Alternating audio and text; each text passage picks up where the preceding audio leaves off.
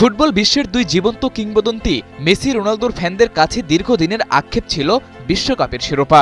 সোনালি ওই ট্রফিটা মেসির কাছেও যে কতটা আবেগের ছিল তা তো বোঝা গেছে ট্রফির সাথে মেসির সুন্দর এই মুহূর্তগুলো দেখেই। কিন্তু সোনালি ট্রফি বা বিশ্বকাপটার কোনো মূল্যই যেন নেই পর্তুগিজ মহাতারকার কাছে। দুদিন আগে এক সাক্ষাৎকারে ৬-৭ ম্যাচের বিশ্বকাপ নিয়ে তার যে কোনো স্বপ্নই নেই সাফ জানিয়ে দিয়েছেন।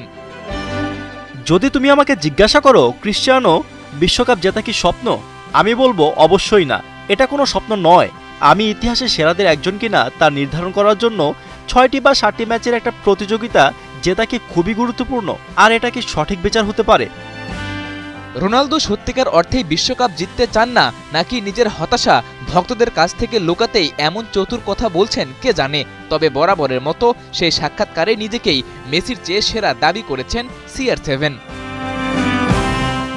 মাঠের খেলা কিংবা রেকর্ডের পাতায় মেসি রোনালদোর লড়াই সেই প্রায় 2 যুগ ধরেই চলমান, কিন্তু দুজনে একে অপরের সাথে কথার লড়াইয়ে খুব কম সময়ই নেমেছেন। ক্যারিয়ারের শেষ বেলায় এসে হয়তো সমর্থকদের সেই রোমাঞ্চটাই উপহার দেওয়ার চেষ্টা করলেন লিওনেল মেসি। বিশ্বকাপ নিয়ে রোনালদোর বিস্ফোরক সেই মন্তব্যের দুদিন পরই সাফ জানিয়ে দিলেন বিশ্বকাপ জেতাই একজন ফুটবলারের শ্রেষ্ঠ অর্জন। আমার জন্য বিশ্বকাপ জয় বিশেষ অর্জন, কারণ যে কোনো ফুটবলারের জন্যই বিশ্বকাপ জেতাই চূড়ান্ত অর্জন। এর চেয়ে বড় আর কিছুই নেই। যে কোনো পেশার মানুষেরই লক্ষ্য থাকে সেটার চূড়ায় পৌঁছানো। সোনালি ট্রফিটা তেমন কিছুই। বিশ্বকাপের পরে আর কিছুই থাকে না, আপনি আর কিছু চাইতে পারেন না। লিওনেল মেসির কাছে বিশ্বকাপই যে শেষ এবং সর্বোচ্চ অর্জন, তার পেছনে রয়েছে আরও এক কারণ।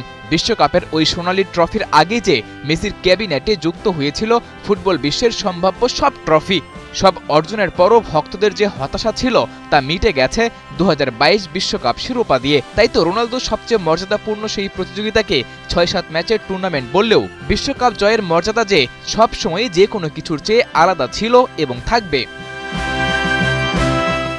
সাদাতুর রাফি, ৭১।